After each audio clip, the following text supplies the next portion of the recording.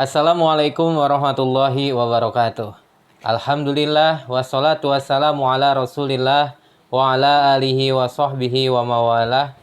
Asyhadu an la ilaha illallah wa asyhadu anna Muhammadan abduhu wa rasuluhu la nabiyya ba'dah amma ba'du. Rabbi shrahli sadri wa yassirli amri wahlul 'uqdatam min lisani yafqahu qauli. Alhamdulillah pada kesempatan kali ini kita bisa berjumpa kembali di mengaji Al-Quran bersama Matlaul Anwar.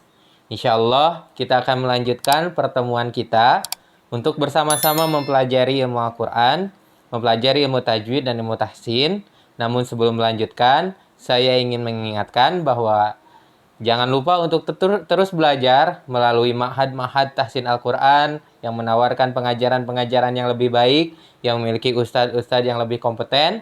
Dan jangan lupa untuk teman-teman semuanya untuk juga mempraktikkan setiap apa yang bisa dipelajari bersama melalui program ini.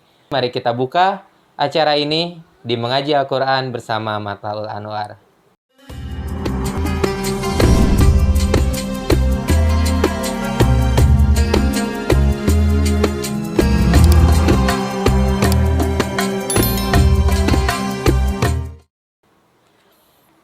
Baik, mari kita lanjutkan di episode ketiga. Masih di episode ketiga ini kita masih akan bersama-sama mempelajari tentang muqaddimah ilmu tajwid. Insya Allah, di mana pada bagian ini kita akan belajar tentang tingkatan kecepatan bacaan, cara menyambung isti'adzah, basmalah, dan awal surat, serta cara menyambung basmalah di antara dua surat. Setelah kemarin di episode pertama kita belajar tentang sedikit sejarah mengenai ilmu tahsin, dan juga kita sudah belajar tentang keutamaan ilmu tajwid, di mana salah satunya Allah Subhanahu wa taala menjanjikan melalui hadis dari Rasulullah SAW. Saya ulangi hadisnya karena saya sendiri merasa sangat termotivasi dengan hadis ini, yaitu hadis yang diriwayatkan oleh Imam Muslim. Wa majtama qaumun fi baiti min buyutillahi yatluna kitaballahi wa yatadarasunahu bainahum illa nazalat alaihimus sakinah wa ghasyiyatuhumur rahmah wa haffathumul malaikah wa dzakarahumullahu fi man indah. Barang siapa tidaklah suatu kaum di rumahnya di antara rumah-rumah Allah untuk membaca dan mempelajari Al-Quran, mereka berkumpul, maka akan turun kepada mereka kesakinaan, rahmat, dan malaikat pun menaungi mereka, dan Allah menyebut-nyebut mereka di hadapan majelis malaikat. Masya Allah. Lalu kemarin kita juga telah mempelajari di episode kedua tentang tujuan mempelajari Al-Quran ataupun tujuan mempelajari ilmu tajwid ini, yaitu supaya kita terhindar dari kesalahan di dalam membaca Al-Quran, di mana salah satunya ada yang disebut al-lahnul jali, dan ada juga al-lahnul khafi. Dan kita sudah mempelajari tentang hukum mempelajari ilmu tajwid ini, yaitu salah satunya dalam mempraktikannya. Kita ingat ilmu tajwid ini adalah fardu ain. Mari kita berdoa sebelum melanjutkan. Mudah-mudahan kita semuanya diberikan kemudahan oleh Allah Subhanahu wa taala, dan juga diberikan kelancaran di dalam mempelajarinya, diberikan terus motivasi untuk sama-sama mempelajari ilmu tajwid ini.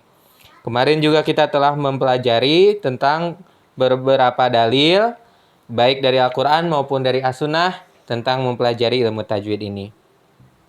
Adapun pada episode ini kita akan belajar tentang makna mentartilkan Al-Quran. Dalam buku ini dituliskan, Allah Subhanahu wa taala berfirman dalam surat Al-Muzammil ayat 4, "Warattilil Qur'ana tartila." Salah satu bagian ayatnya yang artinya, dan bacalah Al-Quran itu dengan tartil. Apa maksud tartil? Yang penafsiran dari tartil di sini, dalam Syarah Manzumah Al-Jazariyah disebutkan bahwa Sayyidina Ali bin Abi Thalib radhiyallahu an menafsirkan ayat ini dengan mentajwidkan huruf-hurufnya dan mengetahui tempat-tempat wakaf yang tepat.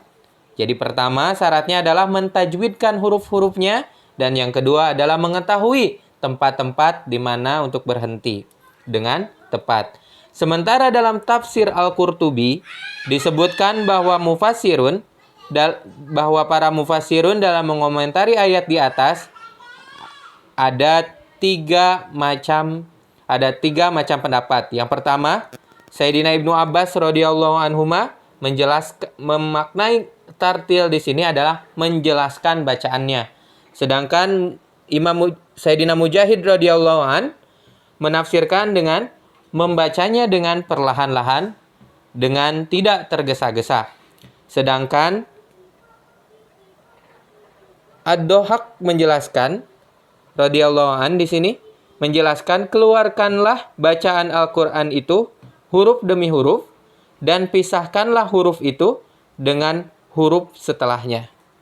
Subhanallah, itu adalah 3 penafsiran tentang tartil menurut 3 ahli tafsir atau 3 mufassirin.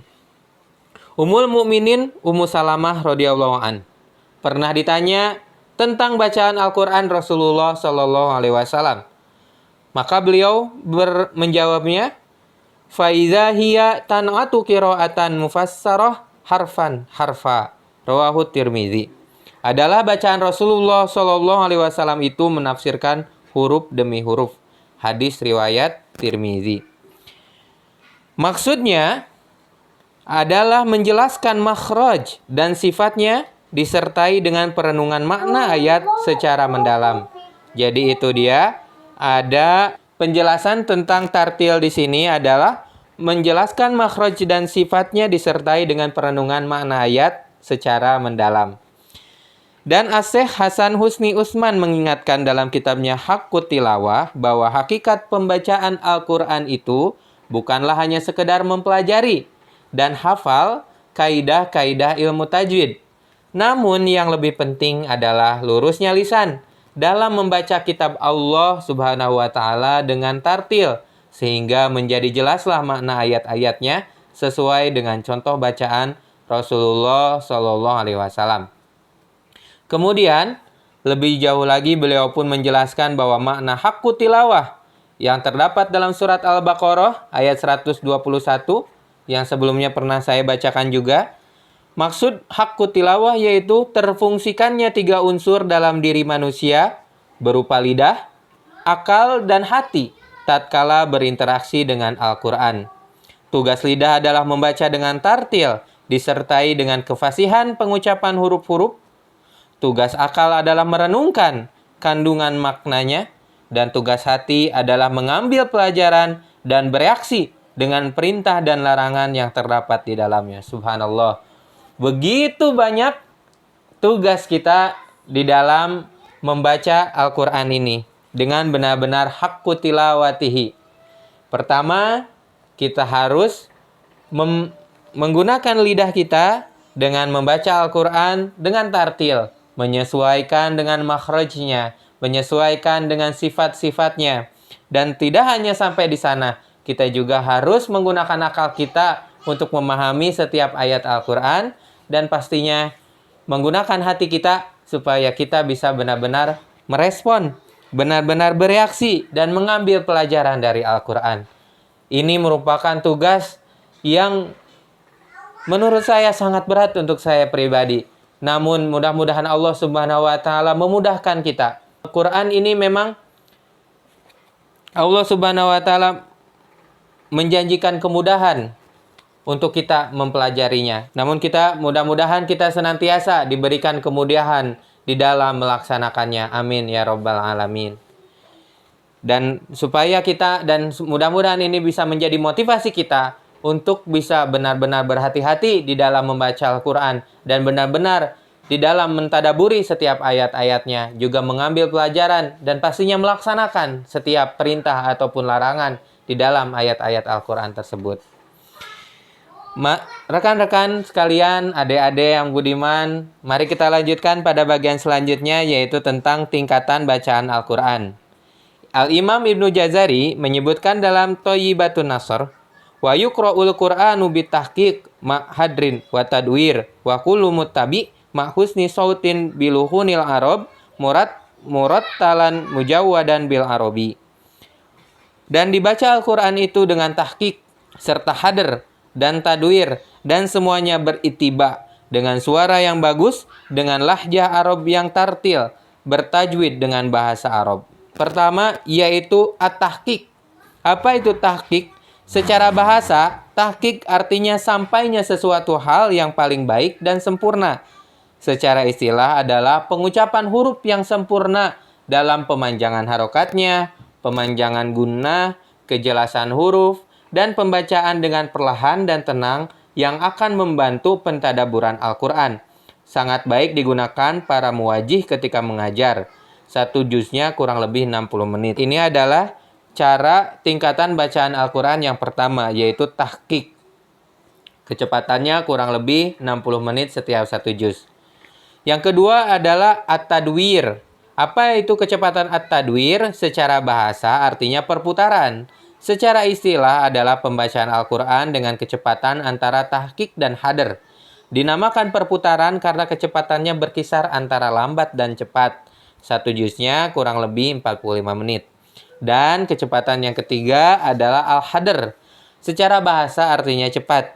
Secara istilah, pembacaan Al-Quran dengan cepat dengan tetap menjaga kaidah-kaidah ilmu tajwid.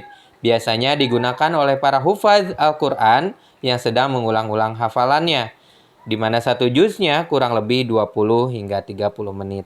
Baik sahabat-sahabat sekalian, tingkatan bacaan Al-Quran menurut Imam Ibnu Jazari, yaitu tahqiq, hadr, dan tadwir, yang semuanya adalah benar-benar berittiba.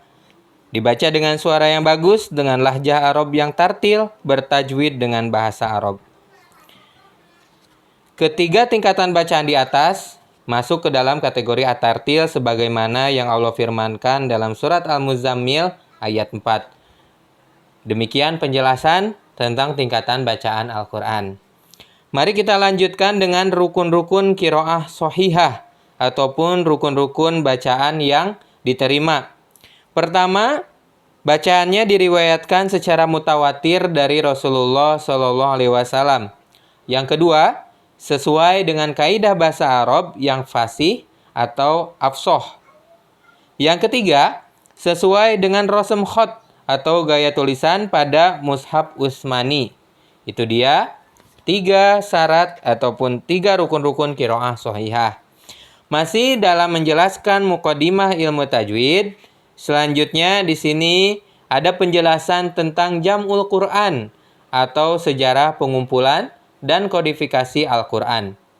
Jam'ul Quran bisa berarti penghafalannya di dalam hati dan bisa berarti penulisan secara keseluruhan. Rasulullah Shallallahu Alaihi Wasallam adalah penghafal Al-Quran. Beliau adalah penghafal Al-Quran pertama dan merupakan contoh paling baik bagi para sahabat dalam menghafalnya.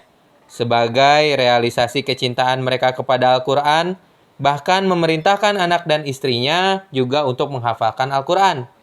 Jadi, para sahabat menghafal Al-Quran sebagai realisasi kecintaan mereka kepada Al-Quran. Mereka membacanya dalam sholat di tengah malam sehingga suara mereka terdengar seperti lebah. Adapun sahabat yang terkenal dalam bidang Al-Quran, sebagaimana disebutkan dalam Sahih Bukhari, melalui 3 riwayat adalah 7 hafiz. Pertama, Sayyidina Abdullah bin Mas'ud radhiyallahu an.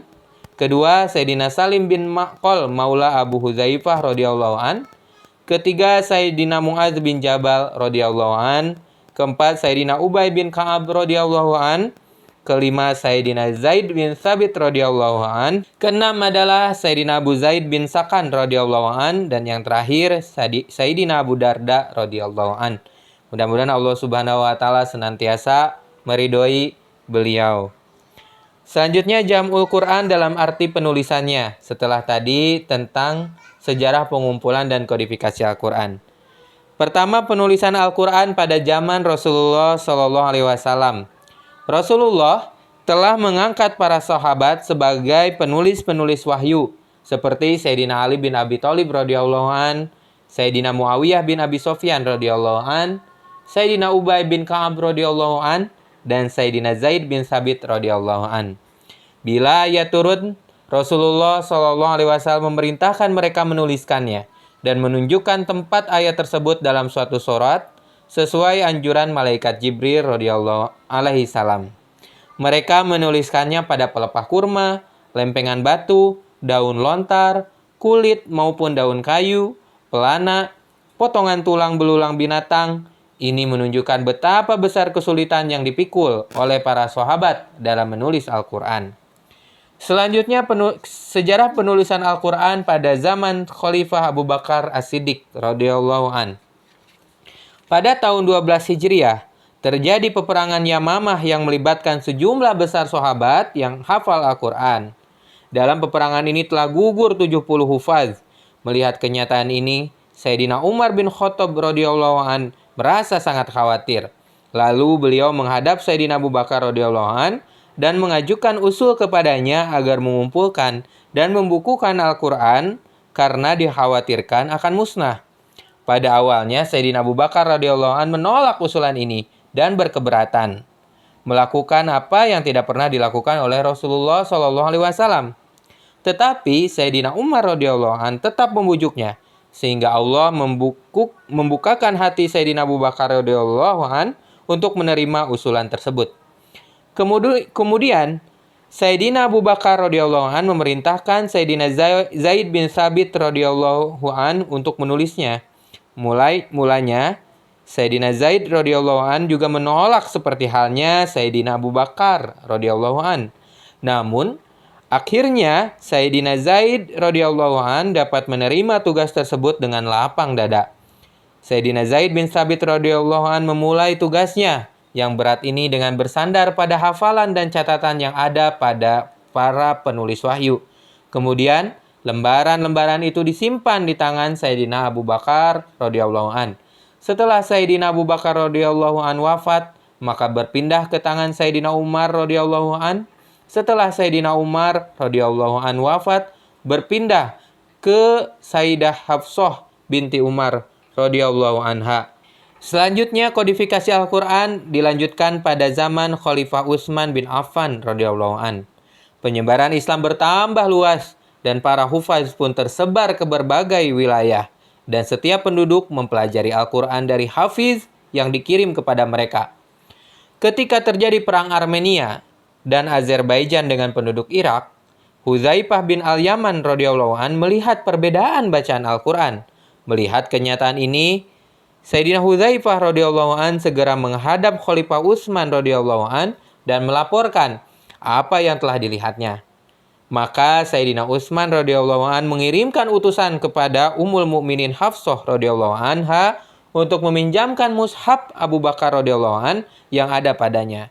Maka Sayyidah Hafsah radhiyallahu anha pun mengirimkan lembaran-lembaran itu kepada Sayyidina Utsman. Kemudian Sayyidina Utsman radhiyallahu an menunjuk Sayyidina Zaid bin Thabit radhiyallahu an, Sayyidina Abdullah bin Zubair radhiyallahu an, Sayyidina Sa'id bin Ash radhiyallahu an, dan Sayyidina Abdurrahman bin Haris bin Hashim radhiyallahu an. Ketiga orang terakhir ini adalah orang Quraisy. Beliau memerintahkan mereka agar menyalin dan memperbanyak mushaf, serta memerintahkan pula agar apa yang diperselisihkan oleh Sayyidina Zaid radhiyallahu an dengan orang Quraisy itu ditulis dengan bahasa Quraisy, karena Al-Quran turun dalam logat Quraisy. Penulisan Al-Quran oleh Sayyidina Utsman radhiyallahu an dilaksanakan pada tahun 25 Hijriah. Di sini dijelaskan bahwa Al-Quran itu terbagi menjadi 4 bagian. Yang pertama adalah As-Sab'ul Tiwal atau 7 surat yang panjang, terdiri dari surah Al-Baqarah, surah Ali Imran, surah An-Nisa, surah Al-An'am, surah Al-Maidah, surah Al-A'raf, dan surah Yunus. Selanjutnya ada juga bagian yang disebut Al-Mi'un atau surat-surat yang jumlah ayatnya lebih dari 100 atau mendekatinya. Dilanjutkan di bagian ketiga ada Al-Masani atau surat-surat yang jumlah ayatnya di bawah Al-Mi'un. Dan bagian terakhir disebut Al-Mufassal atau surat-surat yang jumlah ayatnya di bawah Al-Masani, terdiri dari surat-surat pendek, dinamakan demikian karena banyak fasilah atau pemisah dengan basmalah. Adapun nama-nama surat Al-Quran, susunan ayat dan suratnya adalah taufiqi, artinya dengan nas dari hadis Rasulullah SAW. Hampir setiap surat mempunyai satu nama, namun ada pula yang mempunyai nama lebih dari satu. Misalnya, Al-Fatihah disebut juga dengan Ummul Quran atau Ummul Kitab atau As-Sab'ul Masani. Surah At-Taubah disebut juga Surah Al-Baro'ah. Surah Ghafir dikenal juga dengan Surah Al-Mu'min. Surah Al-Lahab disebut juga Surah Al-Masad. Surah Al-Insyirah dikenal juga dengan Asy-Syarh. Surah Fussilat dikenal juga dengan surat Hamim Sajdah. Surat Al-Falaq dan An-Nas, nama lainnya adalah Al-Mu'awwidzatain, dan surah Al-Baqarah dan Ali Imran, nama lainnya adalah Az-Zahrain. Masya Allah, Alhamdulillah kita sudah selesai hingga bagian ataupun pembagian Al-Quran menjadi 4 bagian. Mengenal bagian-bagian di dalam Al-Quran. Lalu kita juga sudah mengenal tentang nama-nama surat, yang ternyata ada juga yang memiliki satu nama, ada yang lebih dari satu. Juga kita sudah membaca sejarah kodifikasi Al-Quran. Mudah-mudahan itu semuanya bisa menjadi pelajaran bagi kita semuanya, dan juga bisa menjadi penguat kita tentang begitu besar perjuangan para sahabat di dalam menyusun Al-Quran ini, menjaga Al-Quran ini hingga bisa kita baca saat ini. Mari kita manfaatkan perjuangan para sahabat, para ulama hingga saat ini dengan membaca Al-Quran dengan sungguh-sungguh membacanya dengan baik tadi, dengan lidah kita, dengan pikiran kita, dengan hati kita, juga tindakan kita, hingga kita bisa menjadi generasi Qurani. Amin ya rabbal alamin. Saya tutup bagian episode ini, mudah-mudahan bermanfaat. Mohon maaf sekali lagi jika banyak kesalahan, dan jangan sungkan untuk mengoreksi ataupun menambahkan masukan lewat kolom komentar. Dan jika bermanfaat, silahkan subscribe, juga like dan share. Dan mudah-mudahan kita senantiasa dijaga keikhlasan oleh Allah Subhanahu wa Ta'ala, senantiasa dilindungi oleh Allah Subhanahu wa Ta'ala dari setiap kesalahan, dari setiap kelalaian di dalam membaca, menghafal, mengamalkan Al-Quran ini. Saya undur diri, mari kita tutup dengan doa kifaratul majlis. Subhanakallahumma wa bihamdika asyhadu alla ilaha illa anta astaghfiruka wa atubu ilaik. Wassalamualaikum warahmatullahi wabarakatuh.